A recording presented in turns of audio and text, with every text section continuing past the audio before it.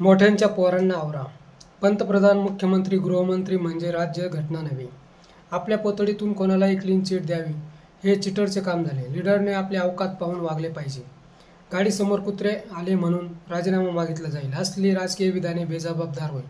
पुण्यामध्ये बेवड्या मस्तवाल बिल्डर पुत्राने गरीब जोडपे महागाड्या गाडीखाली चिरडून मारले. ते नक्कीच कुत्रे नव्हते. मोठ्यांचे काम आणि पापही मोठेच असते. कामाची जगभर चर्चा होती. पाप लपविण्यासाठी मात्र रात्रीच्या अंधारात उलते पालते पडतात. अल्पवयीन मुलांच्या हाती करोडो रुपयांच्या महागड्या गाड्या देऊन रस्त्यावर गोरगरिबांना चिरडून मारले जाते. पुन्हा पोलीस प्रशासन वयात बसत नसल्याने खडी फोडायला पाठवण्यास नकार देतात. हे राज्यघटना आणि संविधान सार्वभौमत्व यांना काळीमा फासणारे होय. असेच राजकारणी मोठ्यांचे गॉडफादर बनत राहिले तर आपल्या मायबाप जनतेलाच रस्त्यावर उतरून हैदराबाद येथील बलात्कार प्रकरणात मिळविलेला न्याय डोळ्यासमोर ठेवून पुढे पाऊल टाकावे लागेल. राजकारण्यांनी कायद्याचा खेळ करू नये. पोर्शे ही आलिशान गाडी काही कोटींच्या घरातील असून गोरगरीब फक्त रस्त्यावर पाहू शकतात, परंतु मोठ्यांची मुले खेळण्यासारखी वापरून गोरगरिबांच्या आयुष्याचे खेळणं करून टाकतात. कायदा सर्वांना सारखा, न्याय सर्वांनाच मिळाला पाहिजे या सर्व अशावेळी बाजार गप्पा ठरतात.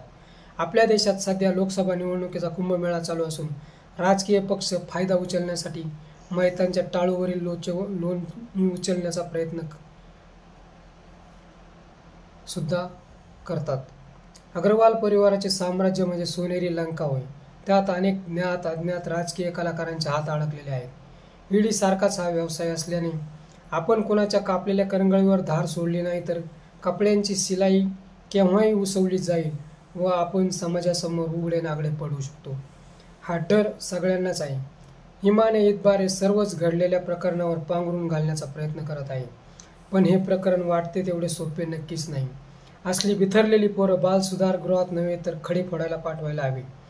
पोलीस व न्यायालयाने योग्य दखल घ्यायला हवी. मित्र, हा व्हिडिओ कसा वाटला ते कमेंट बॉक्समध्ये सांगा व ॲक्शन मराठी चॅनलला सबस्क्राईब करा.